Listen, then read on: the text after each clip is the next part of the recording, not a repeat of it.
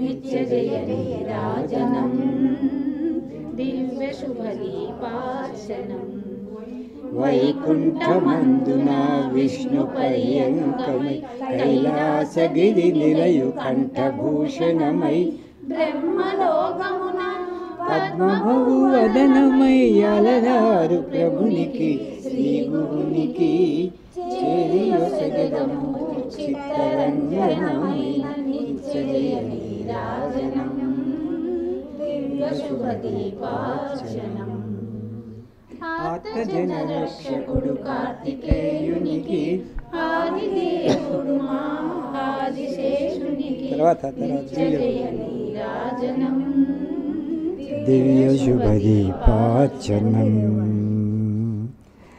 వల్లి దేవసేనాపతే ఉల్లమలర కీర్తింతు పదే పదే వల్లి దేవసేనాపతే ఎల్లవేళలా చల్లని చూపు ఎల్లవేళలా చల్లని చూపు మా ఎల్లరిపై ప్రసరిల్ల చేయుమా వల్లి దేవ సేనాపతే శిఖివాహన మా అఘముల బాపి సుఖ శాంతులొసగి సంరక్షింపుమా సత్పథమున నిలిచి శ్రీపదములు కొలిచి చిత్తరంజనముగా సేవింపజేయుమా పరమ పదమునే సదనము చేతుమా వల్లి దేవ సేనాపతే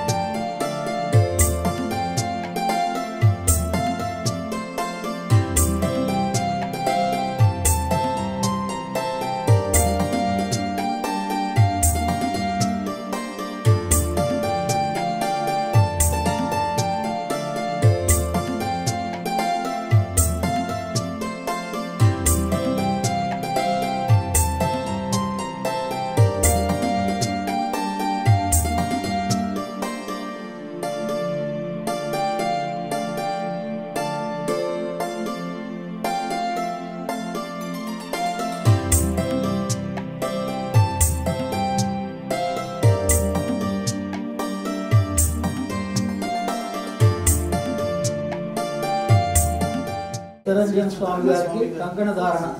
స్వామి షణ్ముఖ చిత్తరంజన్ స్వామి అందరికీ ఆయన అంటే ఎంతో అభిమానము. అమ్మకి చాలా ఇష్టం. పి సుశీలకి, జానకి ఇట్లాంటి వాళ్ళందరూ కూడా అమ్మ దగ్గరికి రావటమే కాదు, ఈయన సంగీతానికి అందరూ కూడా బాలమురళీ కృష్ణ గారు శిష్యులు గారు వీరు అమ్మకి ఇట్లా అయినాడు. షణ్ముఖ చిత్తరంజన స్వామికి అవధూత షణ్ముఖ శ్రీ చిత్తరంజన స్వామి గారు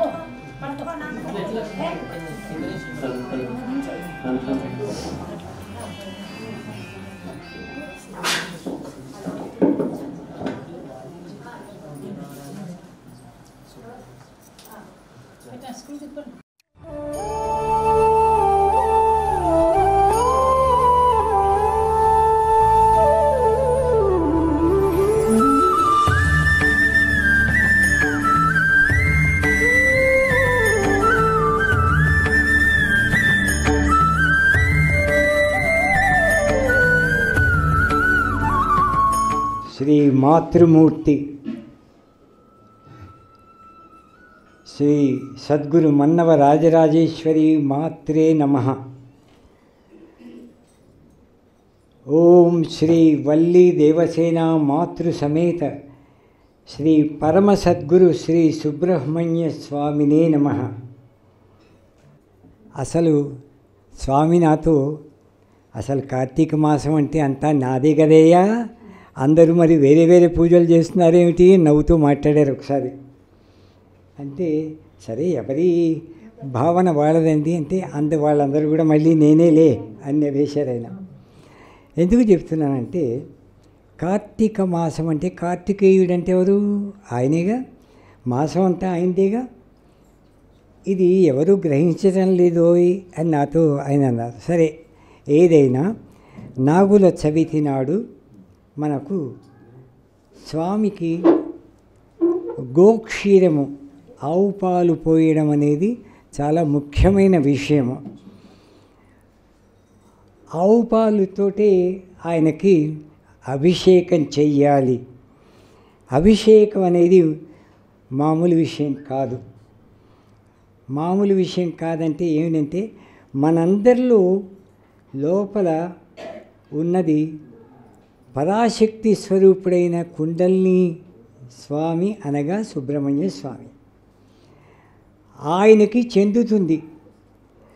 మనము నాగేంద్రుడికి పాలు పోయడం వల్ల లోపలున్న ఆ స్వామి మేల్కొని అంతవరకు నిద్రపోతుంటాడని మామూలుగా అనుకుంటారు. నిద్రపోవడం కాదు, మనిషి కొంత పరిశ్రమ చేస్తే కానీ ఆయన లేవడు. అంటే ఆ శక్తిని మేల్కొల్పాలి. అప్పుడు మరి అక్కడి నుంచి ఆయన లేచి మనకి 7 చక్రాలు ఉన్నాయి మన శరీరంలో. 7వ చక్రం చివరికి సహస్రారమే. ముందు 6వ చక్రాలు, 6 చక్రాలంటే ఇక్కడికి వస్తుంది. అది ఇక్కడ ఉన్నాడు సుబ్రహ్మణ్య స్వామి. చాలామందికి అది తెలీదు. పురాణాల్లో చెప్పింది మామూలుగా ఏదో అవి కరెక్ట్ కాదు. స్వామి నాకు చెప్పారు. నేను ఇక్కడ శివుడి యొక్క త్రినేత్రం, 3వ నేత్రం ఏదైతే ఉందో అదే జ్ఞాననేత్రం. ఆ జ్ఞాననేత్రంలోంచి నేను ఉద్భవించానయ్యా, ఇది అందరికీ చెప్పు అన్నారు. సరే ఆ విధంగా మరి అటువంటి మహనీయుడు పరాశక్తి స్వరూపుడు. ఇంకొక విషయం కూడా చెప్పాలి. శ్రీ మన్నవ రాజరాజేశ్వరి అమ్మ అవతరించడంలో ఇంకెక్కడా ఇలాంటి అవతారం జరగలేదు. ఎందుకంటే ఇందులో ఇద్దరున్నారు. మామూలుగా ఎవరైనా ఒకరే ఉంటారు ఒక స్వరూపంలో, కానీ ఇక్కడ ఇద్దరున్నారు. రాజరాజేశ్వరి అమ్మ అంటే మరి 9 రోజులు నవరాత్రుల్లో నవరూపాలతో ఆవిడ ఉండడమే కాక విజయదశమి విజయాంబిక, విజయదశమి రోజున ఆవిడ, అందుకని ఆవిడనే మూలశక్తి లలితాదేవి లేక రాజరాజేశ్వరిగా మనం కొలుస్తాము. అందులో ఆవిడ ఆదిపరాశక్తి స్వరూపం అంటే మరి ఈయన కూడా ఉన్నాడు ఆ అవతారంలో. ఎవరు? పరాశక్తి స్వరూపుడైన సుబ్రహ్మణ్య స్వామి కూడా. ఇద్దరు గల రూపము ఇదొక్కటే. ఇంతవరకు ఎక్కడా అలాంటి అవతారం రాలేదు. నేను చాలాసార్లు రాశాను కూడా పుస్తకాల్లో కూడాను. కాబట్టి ఏంటంటే మరి అమ్మకి మరి స్వామి అంటే చిన్న కొడుకు. ఎందుకంటే మరి అమ్మ అంటే పార్వతీమాత అనుకుందాం, ఏ మాత అనుకున్నాం ఒకటేగా. ఆవిడకి ఒకవైపు విఘ్నేశ్వరుడు, ఒకవైపు సుబ్రహ్మణ్యుడు, ఇద్దరు కొడుకులు. ఏదైతేనే అసలు పరాశక్తి స్వరూపుడు అనగానే ఇద్దరు, అమ్మ ఇటు స్వామి. అవి అమ్మకి నేను చాలా దగ్గరైపోవడం జరిగింది. దానికి కూడా 1975లో నేను రేడియోలో పనిచేస్తున్నప్పుడు అమ్మ ఈ ఊరు వచ్చి వెంటనే కబురు చేశారు. రేడియోలో చిత్తరంజన్ అనే అబ్బాయి ఉంటాడు, అతన్ని నా దగ్గర రమ్మను అని. అలా జరిగినప్పుడు నాకు తెలీదు, ఎవరో చెప్పడం విన్నాను నేను, ఈ పేరుతో అమ్మవారు ఉన్నారని. సరే, మొత్తం మీద సాయంత్రం నేను వెళ్ళేసరికి ఇలాగే మీలాగే చాలామంది కూర్చుని ఉన్నారు. ఒకవైపున కూర్చుని ఉన్నారు. ఆవిడ పెద్ద మంచం మీద ఇంతెత్తున ఇలా కూర్చుని కాళ్ళు రెండు ముడుచుకుని కూర్చున్నారు. నేను గదిలోకి ఇలా ఎంటర్ కాగానే రానా అన్న అని ఇలా పిలిచారు. అంటే వీడికి నన్ను ఎలా తెలుసు అని నేను అనుకుంటూ, సరే దైవం కదా అందుకని వాళ్ళకి ఎలాగో తెలుస్తుంది అని దగ్గరికి వెళ్ళి ఆ పాదాలకి నమస్కారం చేసుకోగానే నాకు అలివేలి మంగమ్మ రూపం వచ్చింది. మా ఆవిడ కూడా వచ్చి, అలివేలి మంగమ్మ వెంకటేశ్వర స్వామిని మేము కొలుచుకునేవాళ్ళం, ఆవిడకి కూడా అలివేలి మంగమ్మ రూపంలోనే కనిపించింది. ఇంకా మేమిద్దరం అంకితం అయిపోయాం ఆవిడకి. ఆ తర్వాత ఎన్నెన్ని విషయాలు, అవన్నీ కొన్ని వేల లక్షల అనుభవాలు మా ఇద్దరికి. మరి ఇదంతా ఎందుకు చెప్తున్నానంటే, దైవాన్ని పూర్తిగా విశ్వసించి ఒకసారి దైవము ఉంది అంటే ఆ దైవము ఎంత అనంతమైన శక్తో మనం ముందు తెలుసుకోవాలి. అది గ్రహించుకుని ఊరికే ఏదో 4 సార్లు దండాలు పెట్టి వస్తే అదేమీ రాదు. వాళ్ళు చూస్తారు, వీడు ఎంతవరకు నాకు అంకితం అవుతారు, అయ్యాడా లేదా అని చూస్తారు. కాబట్టి ఏంటంటే అంకితము అంటే సర్వసమర్పణ, సంపూర్ణ శరణాగతి అని అర్థం. శరణాగతి అనే మాటకి అర్థం కృష్ణుడే భగవద్గీతలో చెప్పేశాడు. అది ఆఖరికి అర్జునుడికి అది చెప్పేసి ఇంకా ఇంతకంటే ఏం లేదురా నాయన అని చెప్పేశాడు. నన్ను నువ్వు ఆశ్రయించు, నాకు శరణాగతి చేయి, నేను నీ సంగతి అంతా చూసుకుంటానని చెప్పేశాడు. ఎవరైనా ఏ దైవమైనా అలాగే చేస్తారు. అమ్మకి అలాగా అయిన తర్వాత ఇంకా నేను ప్రతిరోజు అమ్మని దర్శించుకోకుండా నేను ఉండలేకపోవడం జరిగింది. ప్రతిరోజు ఆఫీస్ పని అయిపోగానే 4 బయలుదేరిపోయి తిన్నగా నేను అమ్మ దగ్గరికి వచ్చేసేవాడిని. ఈ విధంగా చాలా కాలం జరిగింది. 1979లో అమ్మ అప్పుడు ఒక చిన్న రూమ్లో ఉండేవారు. పైన వేరే బిల్డింగ్ ఉంది, ఆ రూమ్లో తలుపేసింది. నేను వచ్చి ఈవితలు కూర్చుని అమ్మ మీద పాట రాసుకుందాం, ఏదో చేద్దాం అని అనుకుని నేను ఆలోచించుకుంటుంటేను కొంచెంసేపటికి వాడు బయట కూర్చున్నాడు, లోపల రమ్మను అని కబురు చేశారు. లోపలికి వెళ్ళి నేను అమ్మకి నమస్కారం చేసుకోగానే, నాకు తెలుసులేరా నేను ఇప్పుడు సమాధిలోకి వెళ్ళిపోతాను, సమాధిలోకి వెళ్ళిన తర్వాత నేను ఉచ్చరించే విషయం అంతా నువ్వు రాయాలి, అది అమ్మ మాటగా వచ్చింది. ఏమిటి అంటే ముందు అసలు అత్యద్భుతమైన విషయం, ఎక్కడ ఏ పురాణంలో కూడా ఎవరూ చెప్పలేదు, అమ్మే చెప్పారు. సమాధిలోకి వెళ్ళిపోయి సృష్టికి ముందున్నది ఆదిశేషువు అని చెప్పారు. ఏ పురాణంలోనూ లేదు, ఎక్కడా లేదు. నేను వెతికాను. అంటే ఎలా ఉంటుందిరా, ఉండదు, నాకే తెలుసు అన్నారమ్మ. సరే, అది నేను రాసిన తర్వాత ఆదిశేషువు అంటే ఏంటంటే సృష్టి జరిగినప్పుడు, సృష్టి జరక్క ముందు కూడా ఆది ఆయన ఉన్నాడు. తర్వాత సృష్టి అంతా మళ్ళీ ప్రళయం వచ్చి మునిగిపోయిన తర్వాత కూడా మళ్ళీ శేషము, చివరికి మిగిలేది కూడా ఆయనే. అంటే ముందు తర్వాత ఎప్పుడూ ఉన్నది ఆయనే అని అర్థం. అది చెప్పి ఆయన యొక్క రూపమే అది. ఆయన ఉన్నట్టుండి సృష్టి జరిగే ముందు ఆయన నోట్లోంచున్న తన శక్తి స్వరూపాన్ని ఒక ముద్దగా ఇలా కింద పెట్టాడు. ఆ ముద్దగా పెట్టేటప్పటికీ అది వెంటనే ఒక స్త్రీ స్వరూపం అయిపోయింది. అందుకనే సృష్టికి ఎప్పుడు కూడా స్త్రీయే ఆధారము. అందుకని శ్రీమాత్రే నమః అని ఉంటుందిగా ముందు లలితా సహస్రంలో. ఎందుకుంటుంది? తల్లిగా ఉన్నది ఆవిడ. అందుకని నేను కూడా తల్లి అంటే ఆదిపరాశక్తి అనే రాస్తూ వచ్చాను. కాబట్టి అమ్మ అలా చెప్పారు. చెప్పిన తర్వాత ఆవిడ ద్వారానే సృష్టి జరుగుతోంది. లలితా సహస్రంలో శ్రీమాత్రే నమః, శ్రీ మహారాజ్ఞై నమః, తర్వాత శ్రీమత్ సింహాసనేశ్వర్యై నమః అంటే నేనే అడిగాను, అమ్మ మహారాజ్ఞి అంటే మహారాణి అని అర్థం. అక్కడ మరి ఆవిడ రాణిగా ఉందంటే సింహాసనం మీద కూర్చుంటుందిగా, కింద కూర్చోదుగా. అలాంటప్పుడు మళ్ళీ శ్రీమత్ సింహాసనేశ్వరి అయి నమః ఏమిటంటే చాలా అద్భుతమైన అర్థం ఉంది దాంట్లో. నేనే అది తెలుసుకుని అప్పుడు మన వాళ్ళు ఇక్కడ చాలామంది ఆ లలితా సహస్రం కొన్ని లక్షల జపం చేసిన వాళ్ళు కూడా ఉన్నారు. నగేష్ ఒకడు, అతని పేరు నగేషే కదా, మహేష్ తర్వాత అమ్మ రాజేశ్వరి గారు, తర్వాత ఏమో రజని, వీళ్ళందరూ కూడా అలా చేసేవారు.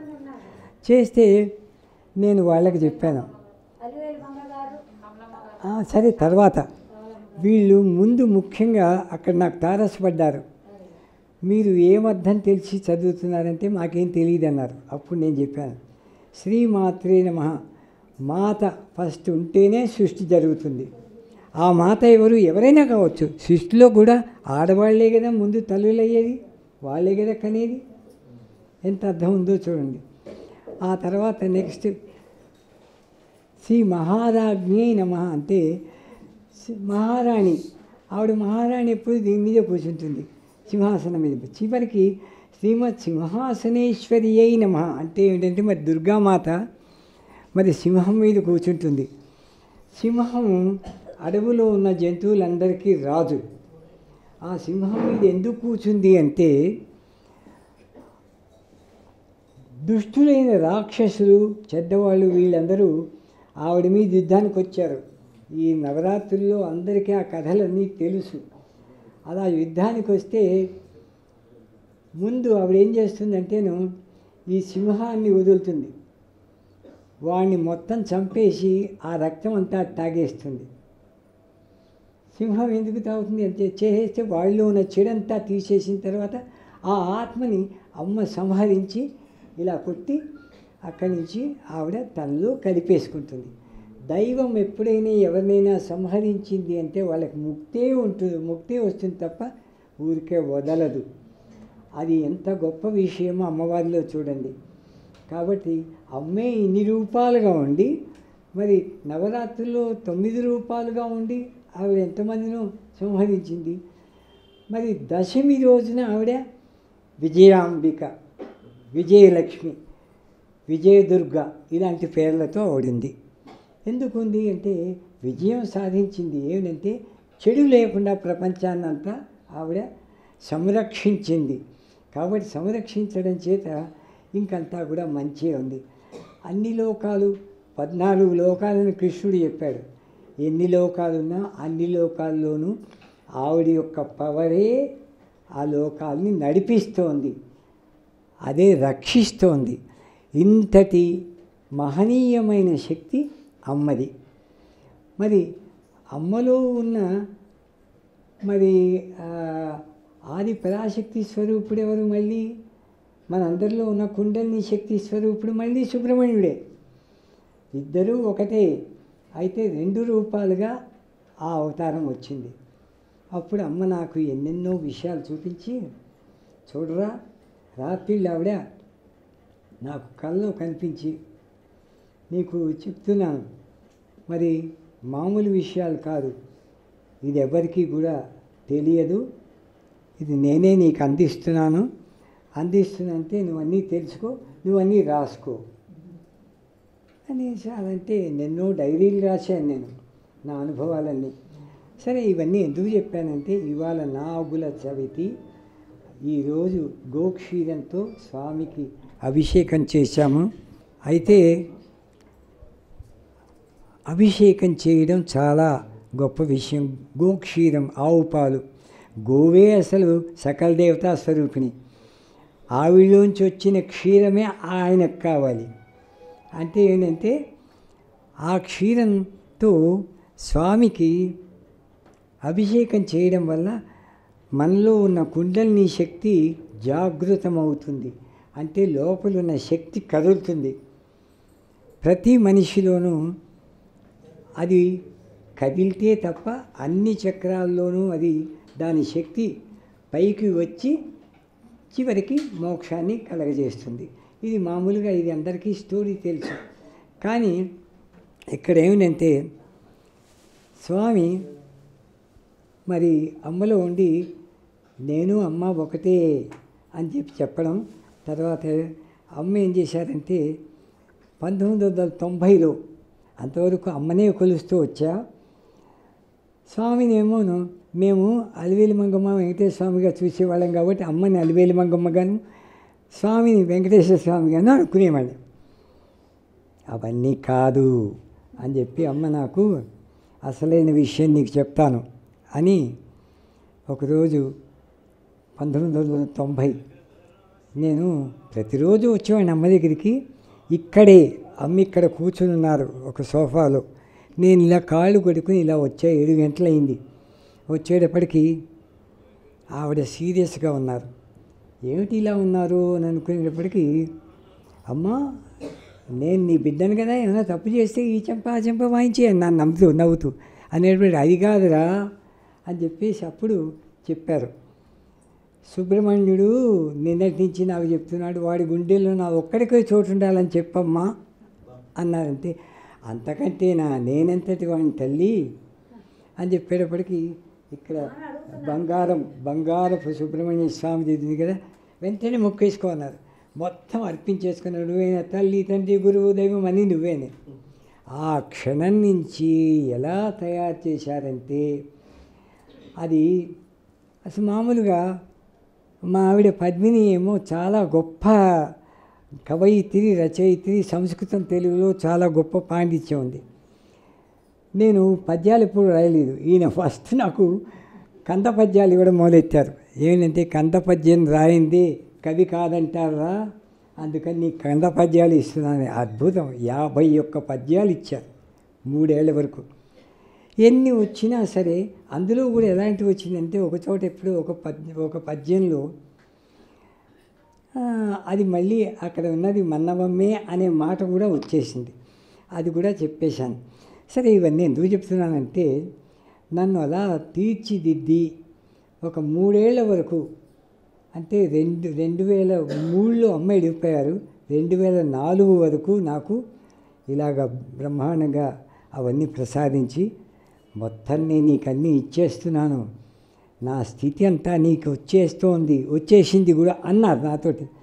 వచ్చేసిందంటే నాకు ఎలా తెలుస్తుంది స్వామి అన్న. అదేమిటి నా మాటే నీ మాట, నీ మాటే నా మాట అన్నాను కదా అని ఇంట్లో కూర్చుంటే ఎదురుగా ఓంకారంతో ఆయన ఒక్కడికే అలా చుట్టుకుని ఉంటుంది.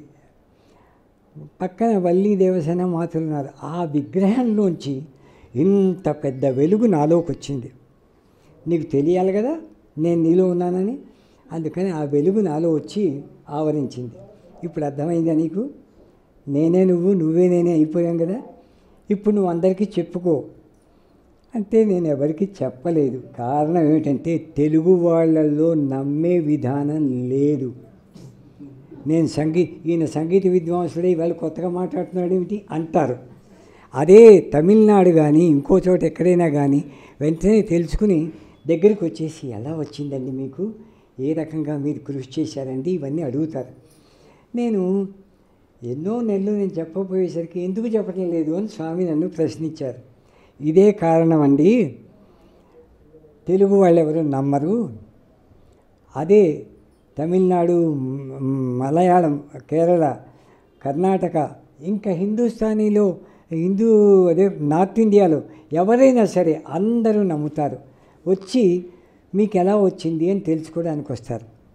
ఇక్కడ ఏమిటంటే నిన్నటి వరకు సంగీత విద్వాంసుడు ఏంటి వాళ్ళు ఏంటి కొత్తగా చెప్తున్నాడు ఇలాగ అంటారు తప్ప, అందుకని నేను చెప్పటం లేదన్నాను.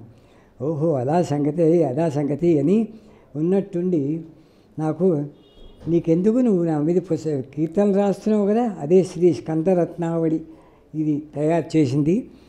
ఏమి అద్భుతమైన కీర్తనలు, ఎంతటి గొప్ప జ్ఞానము. అలాంటి పుస్తకం అంతకుముందు కూడా 3-4 పుస్తకాలు వచ్చాయి. వచ్చిన తర్వాత ఒకసారి 2012లో పైన ఉన్నప్పుడు సుబ్రహ్మణ్య తత్వం, ఆత్మతత్వం అనే ఒక చిన్న పుస్తకం వచ్చారు. ఆయన ప్రసాదించిన కీర్తననే నేను మొత్తం అంతా విశ్లేషించి మొత్తం పుస్తకం అంతా రాశాను. సరే 2012 అయిన తర్వాత ఇది మళ్ళీ 17-18లో చాలా నీకు అన్నీ తెలిసిపోయినాయి, నా జ్ఞానం అంతా మొత్తం నీకు ఇచ్చేశాను, ఇంకా నువ్వే నేనుగా నువ్వు వ్యవహరించి అందరికీ నువ్వు చెప్పాలి అనేటప్పటికీ ఆయనలాగే అయిపోయాను. కాబట్టి నేను చాలామంది నా దగ్గరికి వచ్చేవాళ్ళు ఎక్కడి నుంచి వస్తారో నాకే తెలీదు. ఉన్నట్టుండి పగలో సాయంత్రమే వచ్చేసి నా దగ్గరికి వచ్చేసి మాకు ఈ సమస్యలు ఉన్నాయండి అంటే నా నోట్లోంచి వచ్చేది ఆయనది కదా. అక్కడి నుంచి వాళ్ళకి దానికి ఎలా జవాబు ఎలా చెప్పాలో అన్నీ చెప్పేసామండి. ఇవన్నీ ఇలా ఉన్నాయి. మొత్తం మీరు 2004 నుంచి ఈనాటి వరకు అంటే 18 ఏళ్ళు నేను అవధూతగా ఉన్నాను. ఆయన చెప్పారు అవధూత శ్రీ షణ్ముఖ చిత్తరంజన స్వామి అని నీకు అవధూత నామధేయాన్ని ప్రసారిస్తున్నానని ప్రసాదించారు. అక్కడి నుంచి ఎంతోమంది నా దగ్గర వచ్చి ఎంతో నేర్చుకోవడం జరుగుతోంది. ఇప్పటికీ 245 మందికి నేను దీక్ష ఇచ్చాను. ఏ దేవుణ్ణి కొలుచుకున్నా సరే ఆ దైవపరంగానే ఇస్తున్నాను. ఆ దైవమే సర్వం అనుకోవాలి మీరు. అంతేగాని ఒకళ్ళు వచ్చి నా దగ్గర ఏమన్నారంటే మా ఇంట్లో అందరు దేవుళ్ళు ఉన్నారండి, అందరి దేవుళ్ళకి మేము పూజ చేస్తాను అంటే అమ్మ కూడా చెప్పారు అలా మీకు మోక్షమే రాదు. మీరు అలా అందరినీ కొలవడం మొదలెడితే మీకు ఏదైనా కష్టం వచ్చినప్పుడు నువ్వు వెళ్తావా అని ఆ దైవాలందరూ డిస్కస్ చేసుకునే లోపల నీ సమయం కాస్త అయిపోతుంది.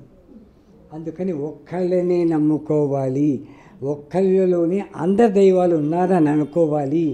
ఈ జ్ఞానం నువ్వు తెలుసుకునేంత వరకు నీకు ముక్తి రాదు అని అమ్మాయి చెప్పారు. సరే మొత్తం మీద ఈ విధంగా నేను ఇప్పటికీ 245 మంది అయ్యారు. ఇక్కడ ఇంకా చాలామంది నా దగ్గరికి వచ్చి తీసుకున్నారు ఆ దీక్ష. వాళ్ళ ఇష్టం, వాళ్ళు ఎవరు దైవం, వాళ్ళ ఇష్టదైవమైతే వాళ్ళనే కొలుచుకోవాలి. అది అమ్మవారైనా, అది సుబ్రహ్మణ్య స్వామి అయినా, వెంకటేశ్వర స్వామి అయినా, ఇంకోరైనా, రాముడైనా, కృష్ణుడైనా అందరూ ఒకటేగా. అందరూ అనంతమైన శక్తి గల వాళ్ళేగా. మరి ఇన్ని అనంతాలు ఉంటాయా ఎక్కడైనా? ఇన్ని అనంతాలు ఉంటాయా? నేను అడిగాను చాలామందిని. అవునండి ఉందో కరెక్టే. మరి ఒకే అనంతం ఉంది. ఆ ఒకే అనంతమైనది పరాస్థితి అంటుంది శాస్త్రం. పరా అంటే దివ్యమైనది. పరమేశ్వరుడు అన్నా పరాశక్తి అన్నా ఏదైనా పరాతో కలిపే ఉంటుందిగా. మరి అంటే పరా అంటే డివైన్ అని అర్థం, దివ్యము అని అర్థం.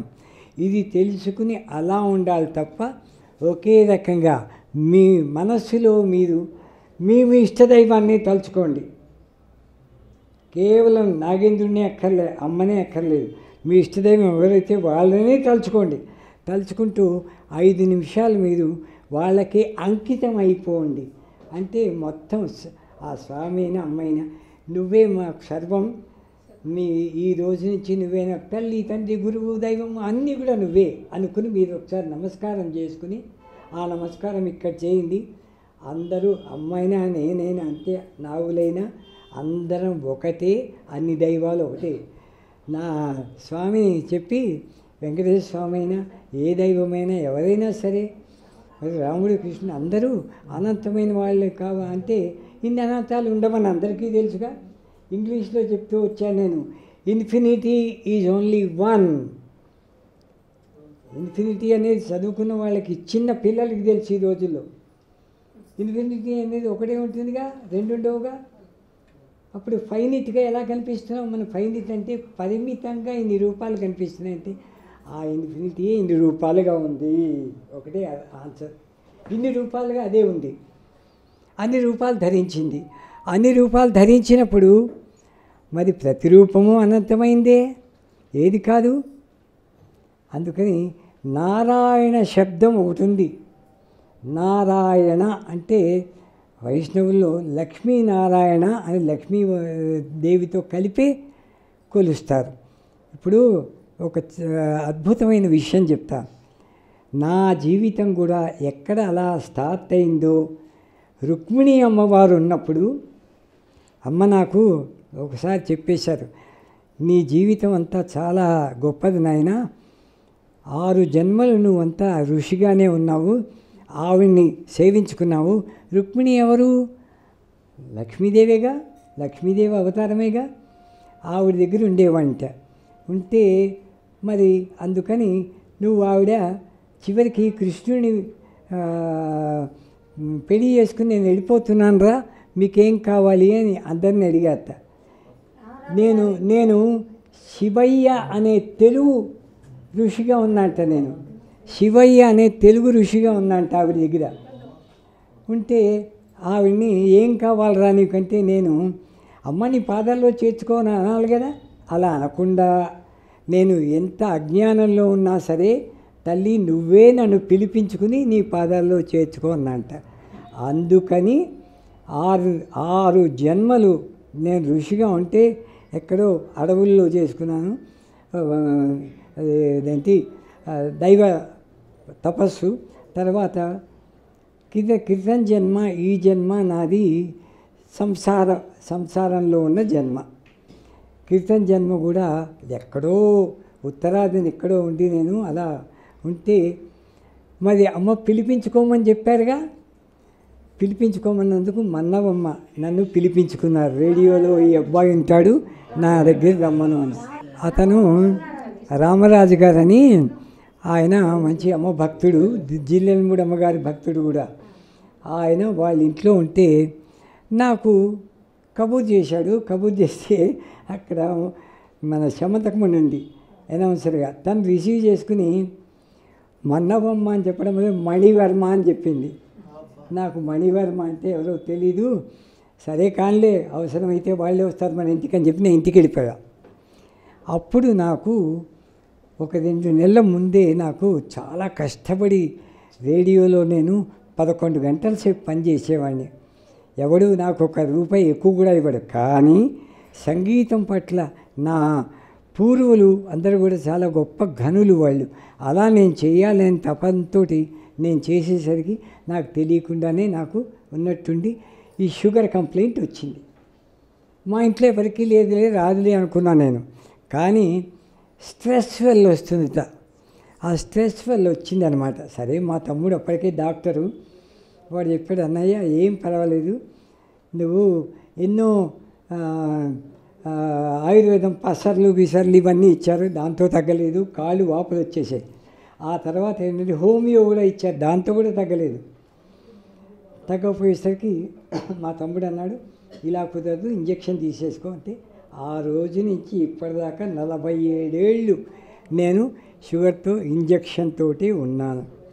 ఏదున్నా అది కూడా నాకు ఫ్రెండ్లానే ఉందే, నాకు స్నేహితురాలు అయిపోయింది. అది నాతో పాటు అది కూడా జీవిస్తోంది నా శరీరంతో. అంతే. ఎప్పుడైతే అమ్మ నన్ను ఇలా తయారు చేశారో వీటితో ఇంకా లెక్కలేదు. ఏది ఎలా ఉన్నా, ఇప్పుడు నా కాలికి దెబ్బ కూడా దెబ్బలు తగిలినా సరే, ఏమైనా సరే శరీరం అన్న శరీరం అమ్మది కూడా మామూలు శరీరంలో దైవం చేరింది. అవతారమైన శరీరం అంటే అది అద్భుతమైన శక్తితో ఉంటుంది. కృష్ణుడు రాముడు వాళ్ళు ఉన్నట్టు అమ్మకు కూడా అలా జరగలేదు. మామూలుగా ఉన్న శరీరంలో దైవం చేరింది. అలాగే నాకు కూడా మామూలుగా ఉన్న శరీరంలో ఈ దైవం చేరింది. చేరిన తర్వాత అమ్మ సుబ్రహ్మణ్య స్వామి ఇద్దరు నాలోనే ఉన్నారు.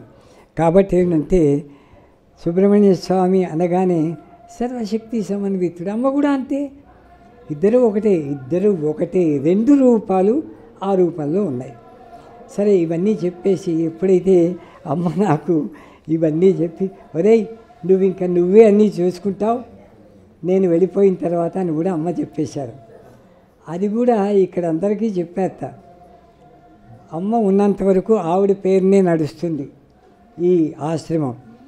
ఆ తర్వాత నేను పూర్తిగా బాధ్యత తీసుకుంటాను అని అదే జరిగింది. ఇప్పుడు ఆ బాధ్యతే అది సుబ్రహ్మణ్య స్వామిగా ఇక్కడ ఇద్దరమ్మలతోటి మరి నన్ను తయారు చేసుకుని నువ్వే అమ్మా స్వామి రూపంగా నువ్వే ఉన్నావు అని చెప్పి చెప్పడం జరిగింది. అందుకని ఇప్పటికీ ఈరోజు చాలా గొప్ప సుదినము.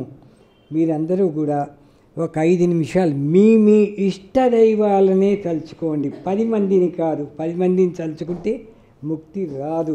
అమ్మ చెప్పింది అదే, మరి సుబ్రహ్మణ్యుడు చెప్పేది అదే. అంచేత మీ ఇష్టదైవాలు ఎవరో మీరే ఆలోచించుకుని 10 మందిని పూజిస్తున్నామంటే మీకు రాదు. అందరూ అనంతమైన రూపాలు గలవాలేగా. అలా ఎంతోమంది పూజలు చేస్తే నేను వద్దని చెప్పాను, చెప్పేటప్పుడు వాళ్ళు మారిపోయారు. అలాగే కావాలి. మీరందరూ కూడా మీ ఇష్టదైవాలని మీరు తలుచుకుని 5 నిమిషాలు మీరు నమస్కారం చేసుకుని కళ్ళు మూసుకుని అంతే.